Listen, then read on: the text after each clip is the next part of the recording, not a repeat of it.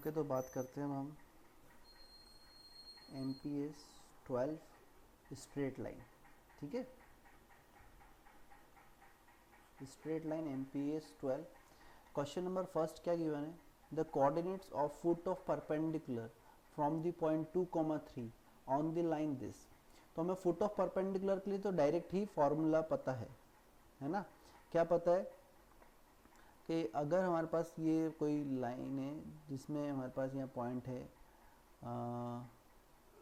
H, K, जिससे हमें किसी एक लाइन पर जिसकी इक्वेशन है ax plus B Y plus C equal to 0, उस पर फुट ऑफ परपेंडिकुलर निकालना है। इसको हम यहाँ पर बोलेंगे x, y हमें पता लगाना है। तो उसके लिए डायरेक्ट हमारे पास फॉर्मूला हो जाएगा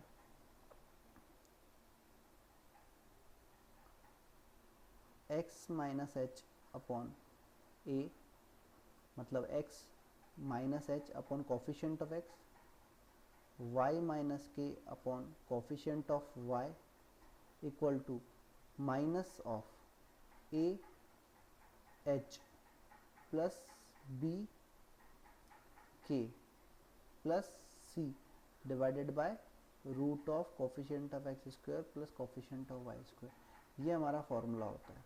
ठीक है, तो इस फॉर्मूले का डायरेक्टली यूज़ कर हमारे पास इस पॉइंट के फुट ऑफ परपेंडिकुलर, तो अभी पॉइंट क्या है हमारे पास h और k के प्लेस पर है 2,3, मतलब 2,3 से फुट ऑफ परपेंडिकुलर निकालना है। किस लाइन पर? 3x minus Y equal to 4 वाली लाइन पर। तो ये पॉइंट हो गया 2,3। इससे फुट ऑफ परपेंडिकुलर किस लाइन पर निकालना है? 3x minus Y plus 4 equal to 0 वाली लाइन पर। तो डायरेक्ट फॉर्मूला अप्लाई कर दो, x minus 2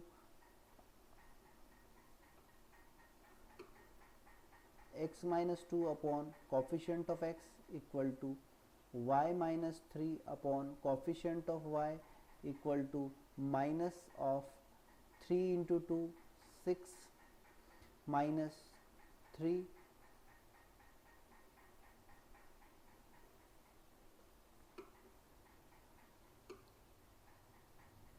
plus 4 divided by A square plus B square.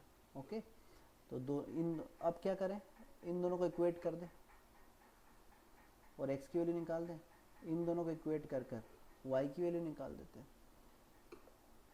तो क्या आंसर आने वाला है? x minus 2 divided by 3 equal to minus of 6 minus 3 3, तो 7 बाई 10।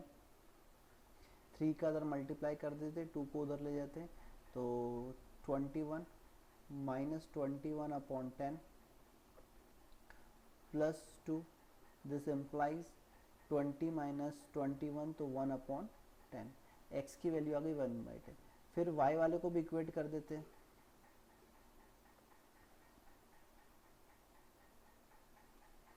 तो y minus 3 divided by minus 1 equal to minus 7 upon 10। तो हमारे पास y की वैल्यू कितनी आ जाएगी? 7/10 प्लस 3, तो y equal to 30 plus 1 37 by 10। तो फुट ऑफ परपेंडिकुलर हमारे पास कितने आ गए? 1/10 कॉमा 37/10। अब देखो इसमें से कौन सा आंसर है? 1/10 और 37/10। ये 1/10 नेगेटिव है ना, माइनस का है, तो माइनस का 1/10। ठीक है, तो माइनस का 1/10 एंड प्लस का 37/10, ये आंसर हो गया हमारा। B answer is correct. Okay, देखिए क्वेश्चन नंबर 2 में बात करते हैं। Coordinate of foot of perpendicular drawn from 0 0 to the line joining this point this and point this. तो यहाँ पर हम जो भी इसके पहले हमने क्वेश्चन में फॉर्मूला यूज़ किया वो तो डेफिनेटली कर ही सकते हैं, है ना। बट उससे पहले हमें क्या करना पड़ेगा? इन 2 पॉइंट्स को, ये जो 2 पॉइंट दिख रहे हैं, इनको ज्वाइन करने वाली लाइन पता लगानी पड़ेगी पहले।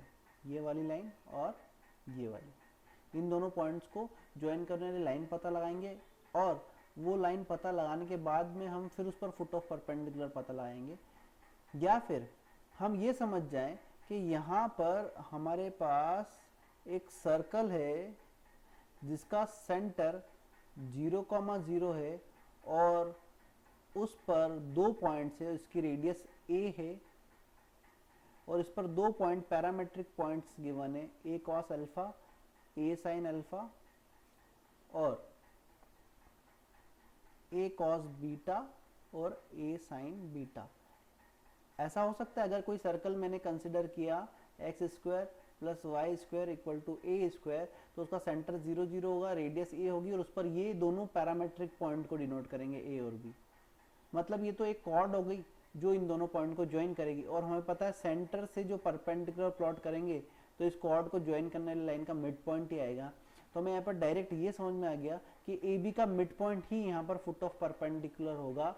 तो हमें सिर्फ क्या पता लगाना है यहाँ पर, mid point of A B, mid point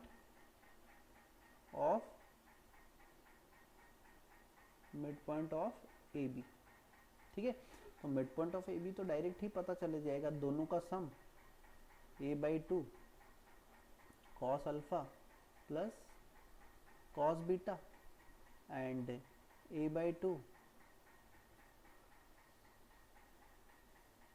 sin alpha plus sin beta. ठीक है, तो अगर हमें इतना समझ में आ सकता है तो ये बहुत अच्छी बात है, डायरेक्ट आंसर आ जाएगा। नहीं तो पहले लाइंस पता लगाएंगे, इन दोनों पॉइंट को ए और बी को ज्वाइन करने वाली लाइन, फिर उस पर फुट ऑफ परपेंडिकुलर, तो क्वेश्चन काफ़ी लेंथी हो जाएगा। ओके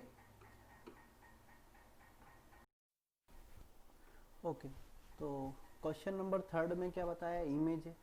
तो इमेज में भी आपके पास वही फॉर्मूला लगेगा, बस क्या डिफरेंस होगा, जहाँ पर -1 आ रहा था वहाँ पर -2 आ जाएगा। तो ये पॉइंट हो गया हमारे पास 3,8, ये एक लाइन हो गई हमारे पास x plus 3y -7 equal to 0।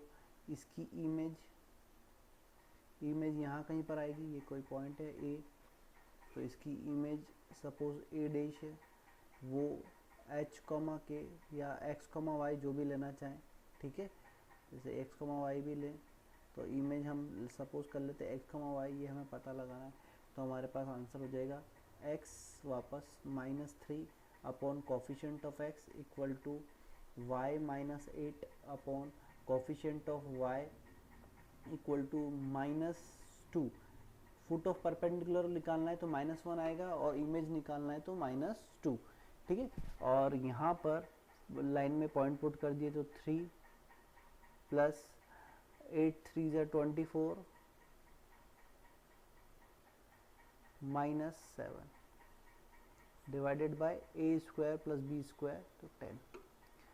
दोनों को इक्वेट कर दिया, x -3 अपॉन 1 इक्वल टू -2, ये हमारे पास बन जाएगा यहाँ पर 27 -7 20 अपॉन 10, 2 -2 इंटू 2, तो हमारे पास x की वैल्यू हो जाएगी -1 और y -8 divided by 3 equal to -4, तो y की वैल्यू हो जाएगी -12 प्लस 8, तो y इक्वल टू हमारे पास हो जाएगा -4। तो हमारे पास आंसर आया -1, -4, इमेज इज -1, -4, तो A option is correct. Okay, next question की बात करते हैं। क्या है हमारे पास next question, if -2,6 is the image of point 4,2 with respect to line L equal to 0, then L। तो अभी यहाँ पे L पता लगाना है। ठीक है, तो हम ले लेते कि A पॉइंट है -2,6। ठीक है, ये इमेज है। ठीक है, किसकी, पॉइंट B की, जो 4,2 हमारे पास गिवन है। किसके रिस्पेक्ट में, एक लाइन के रिस्पेक्ट में, जो L इक्वल टू 0 है। ठीक है ना, ये L इक्वल टू 0 लाइन हमें पता लगाना है। तो हमें पता है कि इमेज और पॉइंट और इमेज का जो मिड पॉइंट है m, वो लाइन पर ही लाई करता है। तो इन दोनों का पहले तो मिड पॉइंट निकाल लो। तो 4 माइनस 2 डिवाइडेड बाय 2, तो कितना आ जाएगा हमारे पास 1, एंड 6 प्लस 2 8 डिवाइडेड बाय 2, तो कितना आ जाएगा 4। तो 1,4 तो ए बी का मिड पॉइंट हो गया, ठीक है। तो mid point of A B is 1,4, ठीक है। कैसे निकाला समझ में आ गया। x1 plus x2 divided by 2, y1 plus y2 divided by 2। और हमें पता है कि जो स्लोप ए बी का है उसका परपेंडिकुलर स्लोप इस लाइन एल का होगा, क्योंकि इमेज क्या होती है लाइन पर परपेंडिकुलर। इमेज और उसके पॉइंट को ज्वाइन करें मेन पॉइंट को, तो लाइन क्या होती है परपेंडिकुलर होती है एक्चुअल मिरर लाइन के। ये लाइन मिरर है ना, तो मिरर लाइन के हमेशा परपेंडिकुलर होगी line joining point and its image. तो स्लोप ऑफ ए बी हमें पता है, slope of A B equal to 6 minus 2 divided by minus 2 minus 4। तो 4 divided by minus 6 equal to minus 2 by 3। तो इसका जो परपेंडिकुलर स्लोप होगा, slope of line L is reciprocal of this and minus sign, तो 3 by reciprocal कर दिया और minus sign लगा दिया तो 3/2। तो पॉइंट स्लोप फॉर्म अप्लाई कर दो, तो यहाँ पर हमारे पास आ जाएगा equation of line L y minus y1 है ना, 1,4 से पास होगी और उसका स्लोप है 3/2। तो 2y minus 8 equal to 3x minus 3, तो 2y minus 3x equal to 5। देख लीजिए यहाँ पे, या 3x minus 2y plus 5, A option is correct. Okay okay, तो क्वेश्चन नंबर 5 की बात करते हैं। क्वेश्चन नंबर 5 में हमें बोला है the image of point A 1,2 by the line mirror this is b and image of b by the line mirror y equal to 0 is the point alpha comma beta, then alpha comma beta। तो ये तो बड़ा simple सा question है, आपको पहले ही बताया है मैंने कि अगर लाइन मिरर हमारे पास क्या है y इक्वल टू x है, तो उसके रिस्पेक्ट में जो इमेज आएगी हमारे पास, a पॉइंट हमारे पास है 1,2, तो उसके रिस्पेक्ट में जो इमेज होगी b वो होगी 2,1। दोनों आपस में कोऑर्डिनेट इंटरचेंज होंगे। 1,2 है तो इमेज 2,1 होगी, 2,1 है तो इमेज 1,2 होगी, ठीक है। तो y इक्वल टू एक्स के रिस्पेक्ट में निकालना तो बड़ा आसान है। फिर हमें किसके रिस्पेक्ट में निकालना है, y इक्वल टू 0 के रिस्पेक्ट में। मतलब इस लाइन की जो इमेज है, इस पॉइंट b पॉइंट की इमेज निकालना है with respect to line y equal to 0। तो y इक्वल टू 0 तो हॉरिजॉन्टल लाइन मतलब x एक्सिस, तो x axis y equal to 0 का मतलब क्या हुआ x एक्सिस। तो x एक्सिस के रिस्पेक्ट में अगर इमेज निकालेंगे तो हमें पता है x कोऑर्डिनेट चेंज नहीं होगा, y कोऑर्डिनेट कैसा हो जाएगा नेगेटिव। तो 2,-1 हो गया हमारा आंसर, और इसी को हमने अल्फा और बीटा बोला हुआ है, ठीक है। तो अल्फा की वैल्यू 2 एंड बीटा की value -1, C option is correct. Okay,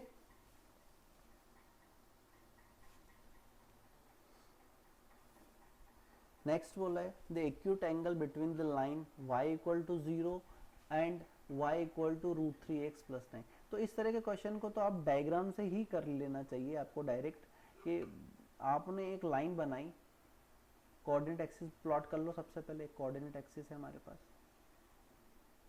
ये हमारी कोऑर्डिनेट एक्सिस हो गई। इसमें एक लाइन है जो क्या कर रही है, कोऑर्डिनेट एक्सिस के साथ कितना एंगल बना रही है, ये सपोज लाइन है, ये बना रही है 60 डिग्री एंगल, ये एंगल 60 डिग्री का है, ठीक है। क्योंकि हमारे पास स्लोप कितना आ गया इस वाली लाइन का, slope equal to √3, this implies theta equal to 60 degree. तो यहाँ पे थीटा 60 डिग्री आ गया हमारे पास। और y इक्वल टू 3 वाली जो भी लाइन होगी वो कैसी लाइन होगी, y इक्वल टू 3 मतलब इस तरह की line parallel to X axis. y equal to 3 कोई भी लाइन होगी तो कैसी होगी, पैरेलल टू एक्स एक्सिस होगी। तो पैरेलल टू एक्स एक्सिस जो लाइन होगी वो वापस से इसके साथ कितना एंगल बनाएगी, 60 डिग्री ही बनाएगी। तो हमसे बोला acute angle between the line y equal to 3 and this. तो हमने बोला ये जो लाइन है ये पैरेलल टू एक्स एक्सिस है, ये y इक्वल टू 3 वाली लाइन पैरेलल टू एक्सिस, तो एक्स एक्सिस से जो एंगल बन रहा है वही इसके साथ भी बनेगा। तो डायरेक्ट ही हमारा आंसर 60 डिग्री हो गया। ठीक है, या हम सॉल्व भी कर सकते हैं। y इक्वल टू 3 मतलब इसमें स्लोप हमारे पास m1 इक्वल टू 0 आ गया और m2 इक्वल टू हमारे पास आ गया √3 प्लस √3। तो हम फॉर्मूला भी लगा सकते हैं, tan alpha equal to √3 minus 0 upon 1 plus √3 into 0 और मॉड लगा दिया तो हमारे पास आ जाएगा पॉजिटिव √3। ठीक है, तो एक्यूट एंगल कितना आ जाएगा हमारे पास 60 डिग्री इन दोनों लाइन के। और एक और एंगल बनेगा जो इस साइड बन रहा है, दो तरफ बनते हैं एंगल, तो इस लाइन के बीच में एंगल एक और भी बनेगा तो 120 होगा। ऑप्शन में नहीं है ना तो 120 भी आंसर करते। ठीक है, बट हमसे एक्यूट ही पूछा, सॉरी, तो 120 नहीं होता एक्यूट में, तो मॉड से जो आंसर आएगा वही होगा। तो अल्फा इक्वल टू हमारे पास कितना हो गया यहाँ पे 60 डिग्री। तो ऐसे भी सॉल्व कर सकते हैं, बट जरूरत नहीं है, डायरेक्ट आप डायग्राम से ही देख ले तो ज़्यादा बेटर है। Next question number 7, acute angle between the lines this. अभी देखो इसको भी अपन डायग्राम से देखते हैं। ठीक है, इन दोनों लाइंस के बीच का एंगल के लिए पूछा हुआ है। तो ये लाइन कहीं भी प्लॉट हो रही हो, मुझे उससे इतना फर्क नहीं पड़ता, ये लाइन कहीं भी प्लॉट कर दो आप। ये तो मेरी कोऑर्डिनेट एक्सिस प्लॉट कर ली मैंने, और मैंने देखा कि जो फर्स्ट लाइन है मेरे पास ये वाली, इसमें 2 माइनस √3 है। ठीक है, इसको m1 बोल दिया, इसके स्लोप को मैंने क्या बोल दिया यहाँ पर m1। तो m1 इक्वल टू कितना आया मेरे पास 2 माइनस √3। दैट मीन्स जो पहली लाइन का एंगल अल्फा है वो 15 डिग्री है, और दूसरी लाइन का slope m2 equal to 2 plus √3। तो जो दूसरी लाइन का स्लोप बीटा है वो हमारे पास है 75 डिग्री। ठीक है, तो इन दोनों लाइनों के बीच के एंगल की बात करें तो एक लाइन सपोज इस तरह से गई जिसने 75 का एंगल बना दिया, एक और लाइन इस तरह से चली गई जिसने सपोज 15 डिग्री का एंगल बना दिया। तो इन दोनों लाइनों के बीच का एंगल कितना होगा वो हमें बताना है। ठीक है, तो यहाँ पर आ जाओ, जिनके जो इंटरसेक्शन पॉइंट है उस पर आ जाओ। तो ये एक्स एक्सिस के पैरेलल, इसलिए ये पूरा एंगल 75 हो जाएगा क्योंकि ये 75 है। ठीक है, और ये वाला एंगल 15 डिग्री हो जाएगा। तो जो बचा हुआ एंगल है वो कितना हो गया, ये वाला बचा हुआ एंगल कितना हो गया 75 माइनस 15 60 डिग्री। ठीक है, तो हमारा डायरेक्ट ही आंसर कितना हो जाएगा 60 डिग्री। ओके, थोड़ा सा इसको क्लियर लिख देता हूँ मैं।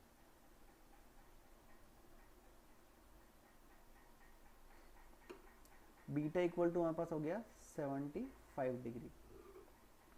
तो फर्स्ट लाइन हमारे पास है सपोज इस तरह से जो 75 का एंगल बना रही है। ठीक है, ऐसी ले ली। एक और सेकंड लाइन ली हमने जो 15 डिग्री का एंगल बना रही है। ठीक है, ये दो लाइंस प्लॉट कर दी। ठीक, तो हमने देखा कि ये वाला एंगल हमारे पास है 15 डिग्री और ये वाला एंगल हमारे पास है 75 डिग्री। तो दोनों लाइनों के बीच का एंगल क्या होगा, तो जहां पर ये इंटरसेक्ट कर रही है वहां पर इनके पैरेलल एक लाइन प्लॉट कर दो, एक्स एक्सिस के पैरेलल एक लाइन प्लॉट कर दो। तो आप देखोगे यहाँ पर कि ये एक्स एक्सिस का 75 बना रही, तो ये एंगल भी 75 होगा और ये एंगल होगा 15 डिग्री। तो ये एंगल 15 डिग्री हो गया, ये एंगल 75। तो जो बचा हुआ इन दोनों के बीच का एंगल है वो कितना हो गया हमारे पास 60 डिग्री। ठीक है, तो direct he angle between the line से 60 डिग्री निकाल सकते हो, या फिर जैसा मैंने आपको बताया है tan अल्फा वाला फॉर्मूला अप्लाई कर कर भी आ जाएगा। Modulus of m2 minus m1, 2 plus √3 minus 2 minus √3 तो 2√3 divided by 1 plus this into this, तो 4 minus 3 1।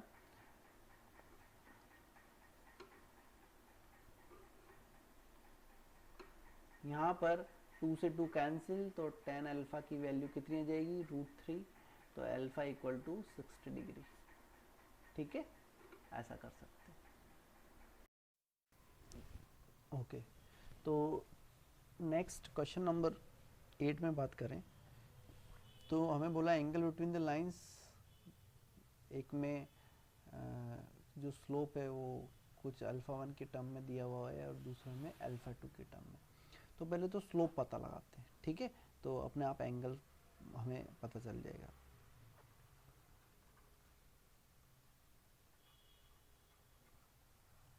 Slope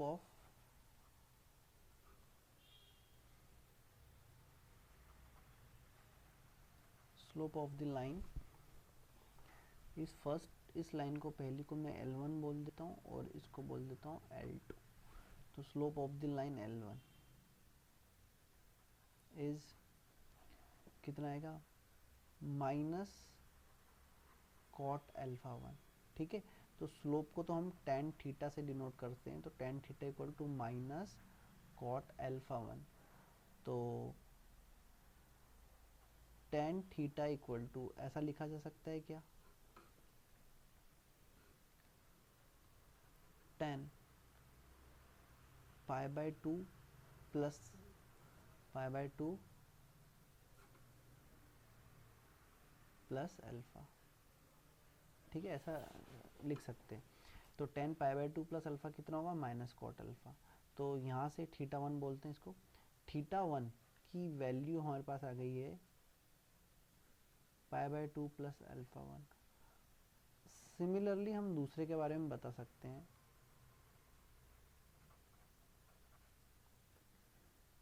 theta 2 equal to pi by 2 plus alpha 2, और हमें पता है कि angle between the lines alpha कितना होगा, थीटा 2 माइनस थीटा 1 या थीटा 1 माइनस थीटा 2, इसलिए मॉड लगा दिया एक्यूट एंगल के लिए, ठीक है। तो हमारे पास आ जाएगा पाई बाय 2 माइनस अल्फा 1, तो हमारे पास यहाँ पे आएगा अल्फा 2 माइनस अल्फा 1 या फिर अल्फा 1 माइनस अल्फा 2। तो कहाँ दिख रहा है, बी ऑप्शन, तो बी ऑप्शन इज करेक्ट, ठीक है। तो वैसे भी मैं अभी तक आपको जो इसके पहले वाले क्वेश्चन है उसमें भी यही बता रहा था। क्वेश्चन नंबर 7 में भी हमने देखा एक 75 एक 15 है, तो दोनों का डिफरेंस 60 डिग्री आ गया। इसके पहले वाले में एक का स्लोप 60 एक का 0, तो दोनों का डिफरेंस 60 आ गया। तो ये हम काफ़ी देर से देख रहे हैं ये डिफरेंस से, तो यहाँ पर भी हमने वही डिफरेंस लगाया, ठीक है। या फिर एंगल बिटवीन वाला कॉन्सेप्ट भी लगा सकते हैं, ठीक है। नेक्स्ट क्वेश्चन हमारे पास है, if line this and this are inclined at an angle 60 degree to each other then the value of K. अब देखिए यहाँ पर सीधा सा हिसाब है कि जो फर्स्ट लाइन L1 दिख रही है आपको, L1, ठीक है, इसमें आप देखो थीटा 1 इसका जो इंक्लिनेशन है वो 75 डिग्री है, ठीक है।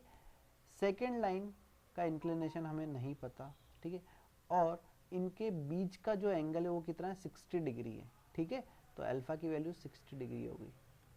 तो हम बोल रहे हैं ये जो लाइन L2 है इसका इंक्लिनेशन हम ले लेते हैं थीटा 2।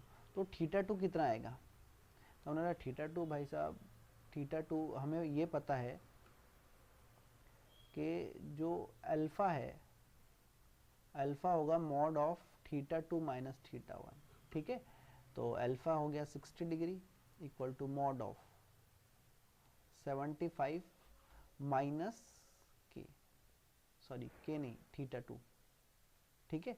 तो थीटा 2 की जो वैल्यू है हमारे पास कितनी आ गई, एक बार पॉजिटिव से ओपन करेंगे तो थीटा 2 आ जाएगा हमारे पास 15 डिग्री, और एक बार नेगेटिव से ओपन करेंगे तो थीटा 2 हमारे पास आ जाएगा 105, ठीक है। ये स्लोप 75 था, इन दोनों के बीच का एंगल हमने 60 डिग्री देखा है। Inclination, if line this and this are inclined at an angle 60 degree to each other then what will be the value of k की वैल्यू फाइंड करने के लिए बोला है। तो इसका तो 75 आ रहा है, इन दोनों के बीच का एंगल 60 है, दोनों का डिफरेंस हमारे पास ये आएगा, तो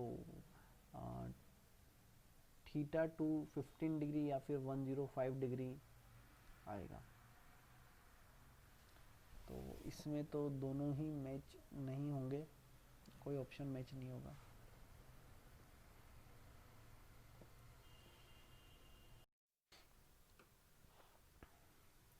और थीटा 2 इक्वल टू कितना आ जाएगा हमारे पास, माइनस साइन से ओपन करेंगे तो माइनस उधर जाके ऐड हो जाएगा, तो 135 डिग्री। अगर थीटा 2 15 डिग्री हम लेते हैं तो k इक्वल टू हमारे पास आएगा tan थीटा 2, स्लोप है तो k की एक वैल्यू तो आएगी 15 पर 2 माइनस रूट 3, एंड दूसरी वैल्यू जब हम लेंगे ये वाला स्लोप 135 डिग्री तो k इक्वल टू हमारे पास आ जाएगा 135, दैट मीन्स -1। तो k की वैल्यू अभी -1 ऑप्शन में दिख रही है, इसलिए -1 आंसर हो गया। ओके, नेक्स्ट क्वेश्चन क्या बोला है हमें, the equation of line passing through the point 1,2 and perpendicular to the line. बड़ा सिंपल सा क्वेश्चन है भाई, आपके पास 1,2 से पास होने वाली लाइन चाहिए जो एक गिवन लाइन पर कैसी हो, परपेंडिकुलर। तो लाइन हमारे पास गिवन लाइन है x plus Y plus 1 equal to 0, इसको लाइन को बोल देते हैं l इक्वल टू 0, इसको बोल देते हैं l1 equal to 0। Slope of l कितना आ रहा है हमारे पास, -1, तो स्लोप ऑफ l1 कितना आ जाएगा, स्लोप ऑफ l1, इसका स्लोप -1 है तो स्लोप ऑफ l1 +1 होगा। ठीक है, तो ये तो स्लोप आ गया।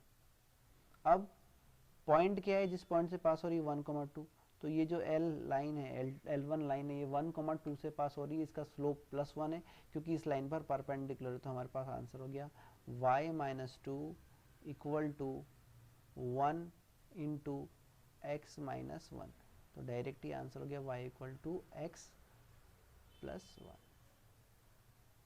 ये हमारा फाइनल आंसर हो गया। ओके,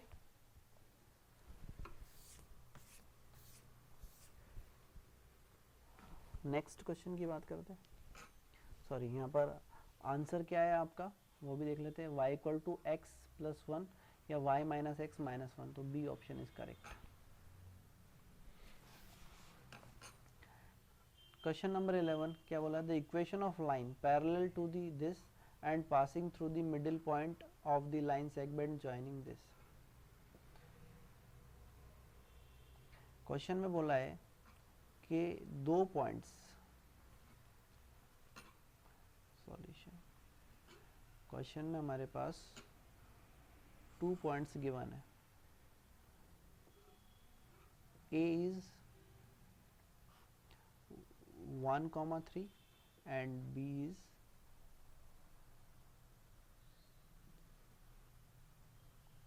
1,-7। इन दोनों के मिड पॉइंट M से पास होने वाली लाइन चाहिए, तो इन दोनों का मिड पॉइंट क्या होगा, 1 + 1 divided by 2 1, and 3 - 7 -4 divide by 2 -2, mid point आ गया। इस मिड पॉइंट से पास होने वाली लाइन, ठीक है, तो ये लाइन कैसी भी हो हमको कोई मतलब नहीं इस लाइन सेगमेंट से, इस पॉइंट से पास होगी लाइन, वो वाली लाइन चाहिए, और किसके पैरेलल चाहिए, ये गिवन लाइन हमारे पास जो है 2x - 3y = 1, तो इसका स्लोप कितना है इस वाली लाइन का, m = 2/3, तो इसके पैरेलल लाइन, तो इस लाइन का भी स्लोप कितना हो जाएगा 2/3। तो हमारी इक्वेशन क्या होगी, y - +2 = 2/3 x - 1, तो 3y + 6 = 2x - 2, 3y - 2x + 8 = 0, 3y, okay, ये आंसर हो गया। 2x उधर जाके पॉजिटिव हो जाएगा और 3y उधर जाके नेगेटिव = 8 बचा रह जाएगा, तो ये B option is correct. Okay, तो नेक्स्ट हम बात करते हैं क्वेश्चन नंबर 12। क्वेश्चन नंबर 12 में क्या बोला है हमसे, if coordinate of A and B is this 1,1 and 5,7, then equation of perpendicular bisector of line A B. A B एक लाइन है, उसके परपेंडिकुलर बाइसेक्टर की इक्वेशन पता लगानी है। ठीक है, तो ये कोई ए पॉइंट हो गया हमारे पास 1,1, बी पॉइंट हमारे पास है 5,7, परपेंडिकुलर बाइसेक्टर मतलब इस लाइन पर ए बी पर परपेंडिकुलर एंड बाइसेक्टर भी है, इसलिए इन दोनों के मिड पॉइंट से पास होगी। इस लाइन पर परपेंडिकुलर तो है और साथ में इसके मिड पॉइंट से भी पास हो रही है, तो इसका मिड पॉइंट क्या आएगा हमारे पास 1 + 5 divide by 2 3 and 1 + 7 divided by 2 4। तो 3,4 से पास होने वाली लाइन पता लगानी है जो कि इस ए बी पर परपेंडिकुलर है, तो ए बी पर परपेंडिकुलर लाइन पता लगानी है। ठीक है, तो लाइन ए बी का स्लोप कितना है? Slope of line A B equal to 7 - 1 6 डिवाइडेड बाय 5 - 1 कितना हो जाएगा 4। तो हमारे पास आ जाएगा 6/4 6/4 दैट मीन्स 3/2। इसका स्लोप 3/2 है, तो इसको हम बोल देते हैं लाइन L इक्वल टू 0। तो slope of line L equal to कितना हो जाएगा, इसका रेसिप्रोकल और माइनस साइन, तो -2/3। तो इसका स्लोप -2/3 आ गया। यहाँ पर m इक्वल टू -2/3। तो हमें पॉइंट स्लोप फॉर्म लगा देनी है, y - 4 इक्वल टू -2/3 x - 3। तो y की वैल्यू हमारे पास आ जाएगी 3y -12, उधर जाके +12 हो जाएगा, -2x + 6 + 12। तो 2x + 3y इक्वल टू 17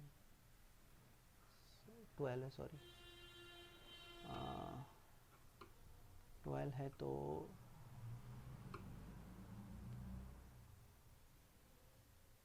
यहाँ पर हमारे पास 12, तो यहाँ पर हो जाएगा 18।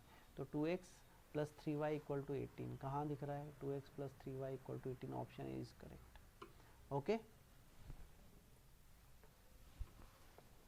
नेक्स्ट क्वेश्चन हमारे पास है a line L is perpendicular to this, मतलब इसके स्लोप का परपेंडिकुलर स्लोप निकल जाएगा। The area of triangle form by line L and coordinate axis is 5, then equation of line L is.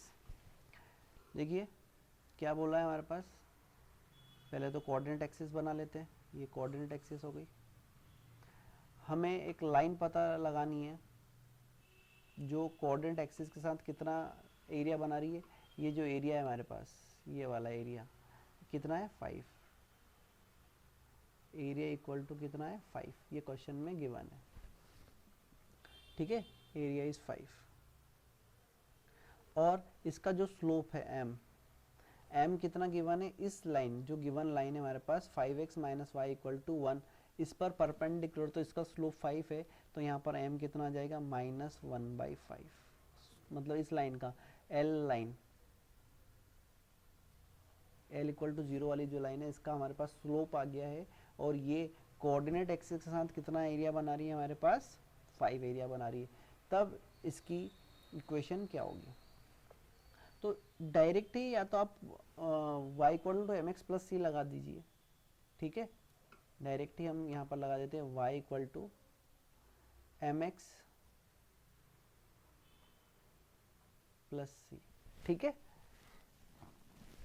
अब हमें पता है कि ये वाला पॉइंट क्या आएगा, कैसे आएगा, मतलब तो ये वाला पॉइंट आएगा हमारे पास, इस पॉइंट को हम बोल देते हैं ए, ये वाले पॉइंट को बोल देता हूँ बी। तो ए पॉइंट कैसे आएगा, यहाँ पर y की वैल्यू 0 पुट कर दूंगा, तो मेरे पास आएगा y की वैल्यू 0 पुट करने पर 5c, 0।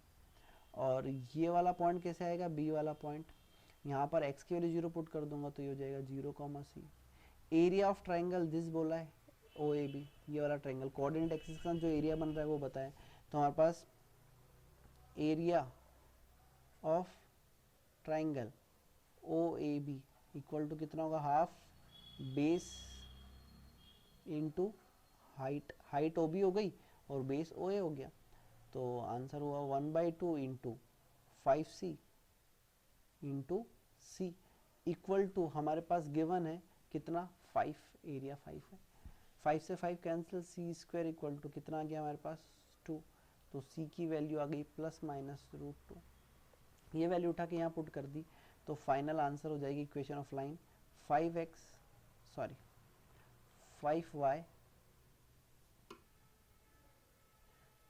Equal to minus X plus minus 5√2 है ना, एलसीएम भी ले लिया, इसको उठा के दे लिया तो x plus 5y equal to plus minus 5√2, तो B option is correct. Okay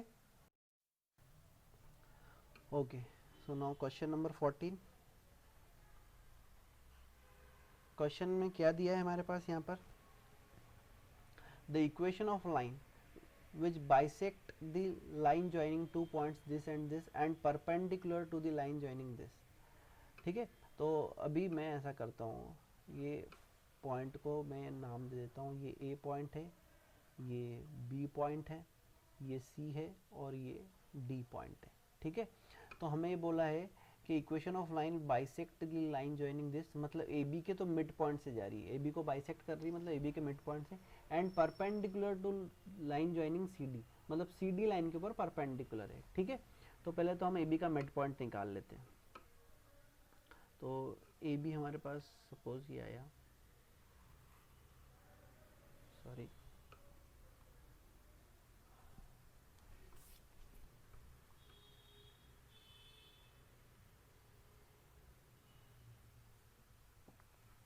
A point हमारे पास यहाँ पे आया,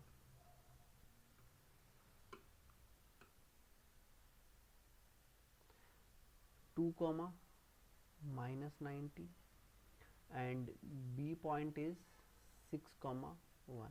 इनका मिड पॉइंट एम पता लगाते हैं. ठीक है, ए बी का मिड, तो 6 plus 2 8 divide by 2 4 and minus 19 plus 1 minus 18 divide by 2 minus 9. तो मतलब जो लाइन है वो 4 कॉमा माइनस 9 से पास हो रही है, एक चीज़ तो ये, और किसके ऊपर परपेंडिकुलर है, perpendicular to line joining C D. तो एक सी डी लाइन है हमारे पास,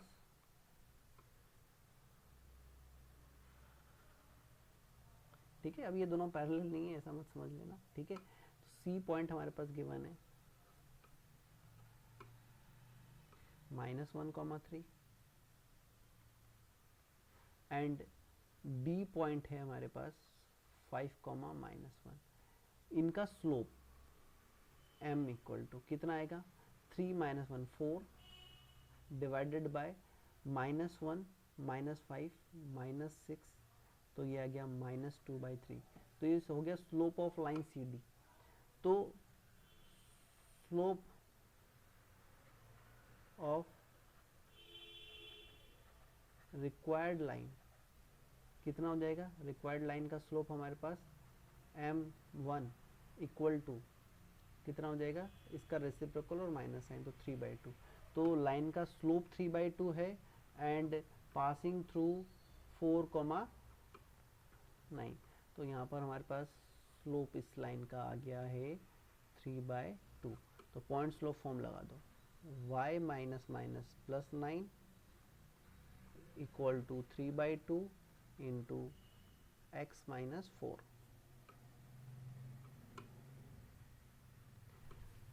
तो 2y plus 18 equal to 3x minus 12. This implies 3x minus 2y और माइनस 12 माइनस 30 इक्वल टू 0. तो देख लीजिए कहाँ से आ रहा है, 3x minus 2y equal to 30. A option is correct. Okay, now ABPS 12 is completed.